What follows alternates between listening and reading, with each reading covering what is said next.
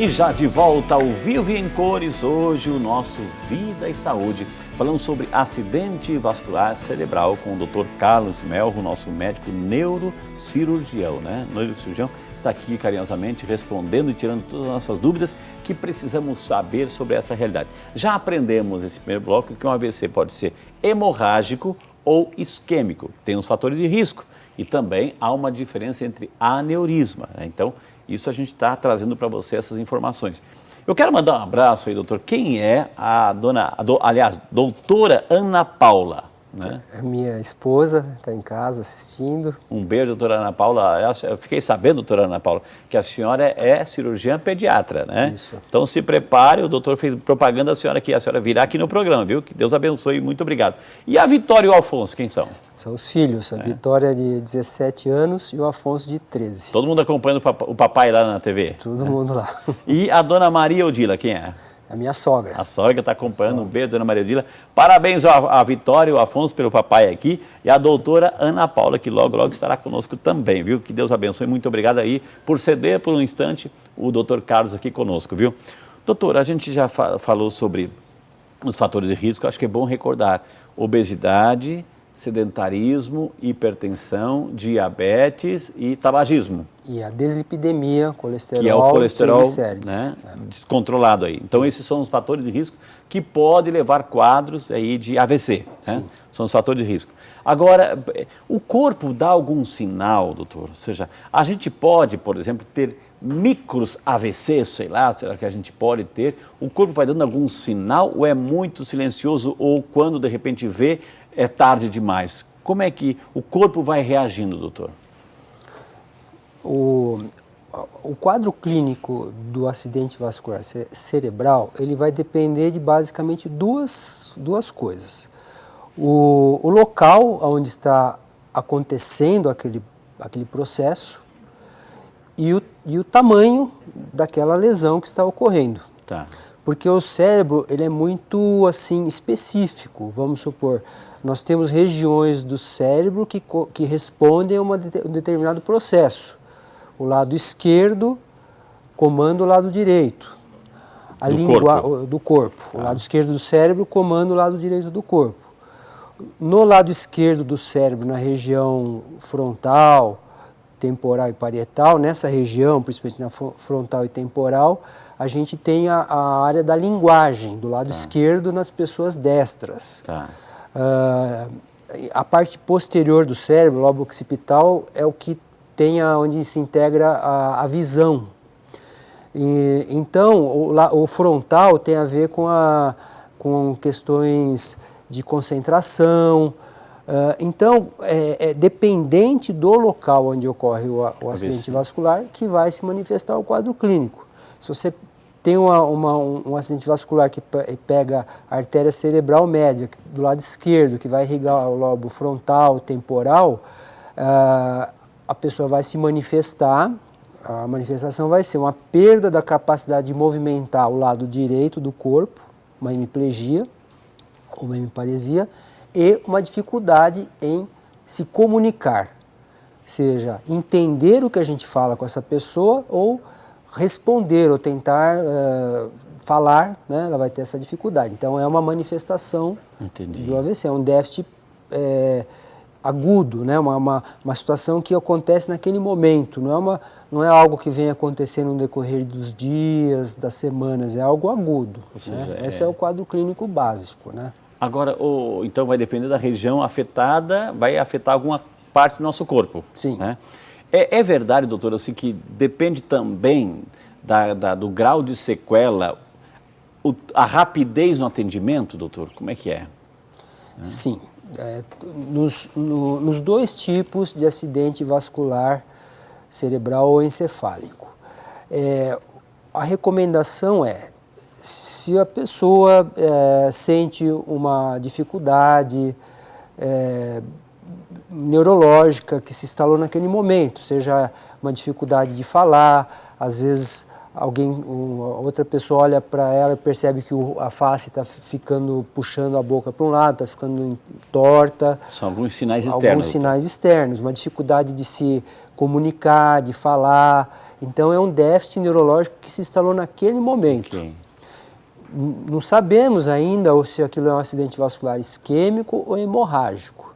Então, uma vez que isso esteja acontecendo, tem que se encaminhar ao pronto-socorro. O mais rápido possível. O mais rápido possível, porque aí serão tomadas as medidas de diagnóstico e tratamento para aquela situação aguda. Tá, isso é importante para você perceber assim, eu vou explorar um pouquinho mais nisso, porque a gente tem que aprender. Então, quando há alguns sinais externos, ou seja, uma forte dor de cabeça repentina, doutor, é um sinal?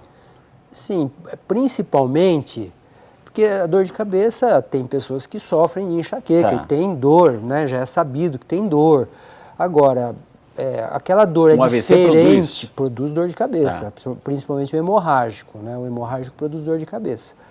Então, a pessoa teve uma dor de cabeça que nunca teve antes na vida, às vezes acompanhada de vômitos e também de uma perda da consciência, a pessoa vai ficando sonolenta, vai ficando pouco responsiva quando a gente fala com ela. Às vezes a boca entorta para um lado. Olha, outro sinal, dor de cabeça, a boca começa a entortar. Começa a entortar, não consegue falar, vai ficando sonolenta, vai perdendo aquele nível de consciência. Pode cair, pode desmaiar? Pode desmaiar, sem dúvida. Aí é sinal de que precisa ir para o pronto-socorro. Você tem que ir para procurar o tratamento, o diagnóstico e o tratamento correto. É nesse caso, doutor, assim, que vocês... Né, a gente tem a internet, a gente sabe assim que cuidar, se atente a esse tipo de coisa.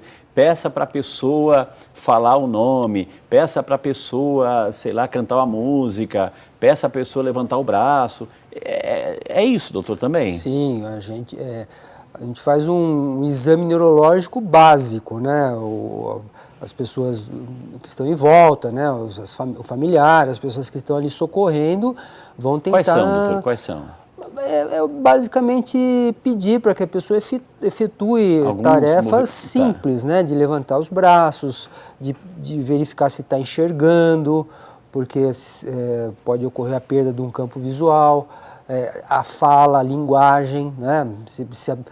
É só de pedir a pessoa que levante o braço direito. Se a pessoa levantar, ela está entendendo. Então, a percepção da linguagem está presente. Se ela não consegue, porque ela não está entendendo, pode ser que tenha alguma coisa acontecendo na região da linguagem. Ela até entende, mas ela não consegue verbalizar. Você pergunta, o que é isso? Ela não consegue dizer que isso é um copo. Então, ela está tendo uma dificuldade de nomeação. Então, pode representar um déficit neurológico agudo. Aí, o diagnóstico, aí vai ter isso, então, diante dessas situações, levar imediatamente, doutor, para um pronto-socorro, levar para um hospital, porque ali está acontecendo alguma coisa. Não sei se é isquêmico, não sei se é hemorrágico, mas está acontecendo alguma coisa no cérebro dessa pessoa. Exatamente. Né? E o tratamento, seja ele hemorrágico ou isquêmico, ele tem que ser efetuado o mais precoce possível para diminuir a chance daquele tecido cerebral de sofrer, diminuir o dano causado por aquilo. É uma doença de gente grande ou também um adolescente pode ter, uma criança pode ter, sei lá, doutor? Na grande maioria dos casos é do adulto após 60, 70 anos, que são as doenças cerebrovasculares. Né? O próprio aneurisma, a alteração que existe no caso do aneurisma já é de nascença. Porém, ele vai se manifestar lá aos 50, 60 anos, quando ele vem a sangrar. Existem outros diagnósticos, nós chamamos de etiologias, né, causas, para que a pessoa tenha também acidente vascular encefálico numa idade mais precoce, que responde por uma pequena fração dos casos, né? Tem quadro genético hereditário envolvido, doutor, que também tem essa predisposição? Sim, o fator genético é muito importante nas doenças cerebrovasculares, tanto nas hipertensões de difícil tratamento, em algumas grupos, algumas etnias de pessoas, isso é muito clássico. As doenças, a própria dislipidemia em algumas pessoas tem um fator genético muito grande, então tem um fator genético importante. Nós vamos conhecer agora a história do Jorge e da Dalva, né? Que são os nossos personagens que conviveram com essa realidade. E olha só o que a gente pode aprender com essa história. Vamos lá, a história do Jorge e da Dalva. Acompanhe com a gente. A vida atarefada de Jorge, junto aos maus hábitos alimentares e o cigarro, causaram um AVC. Aconteceu em 2007. Ele foi trabalhar, né? Ele veio para almoçar e acabou de almoçar, ele entrou no banheiro. Aí quando entrou no banheiro não saía mais, trancou a porta, tudo. Aí não saí do banheiro, meu irmão falou assim, o Jorge tá passando mal dentro do banheiro. Aí a gente subiu no vitrô, ele estava desmaiado na bacia do banheiro. Aí o vizinho colocou dentro do carro, levamos até na Santa Casa. Aí chegou de lá, foi direto para UTI. A médica falou assim, tá com um AVC, vai direto para UTI. Aí já entrou em coma lá dentro da UTI. Jorge ficou um mês em coma e sobreviveu sem sequelas. Após um ano, outra surpresa. Aí passado um ano mais ou menos, deu o segundo AVC em 2008. Aí deu pior do que o primeiro. Aí depois de 3 dias ele estava em casa de volta, né? Ficou uma semana e aí veio embora para casa. Aí só que ele ficou uma sequela na voz. A única coisa que ficou foi a voz dele que tá ruim. Jorge tem acompanhamento de médicos para prevenir outro derrame. E apesar das dificuldades, ele se mantém otimista. Ele fala que vai viver 100 anos. Né? Ele teima, sabe? Então acho que é isso que ajuda ele a sobreviver, né?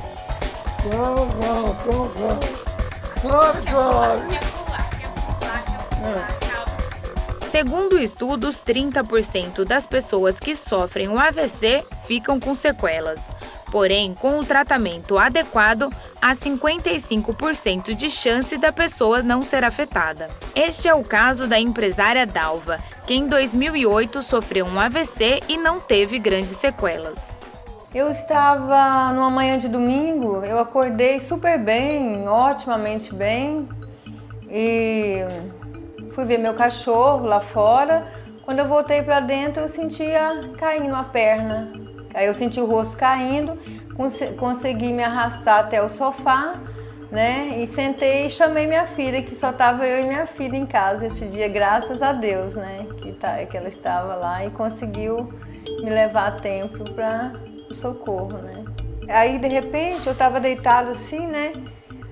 Aí eu senti começar a mexer o pé.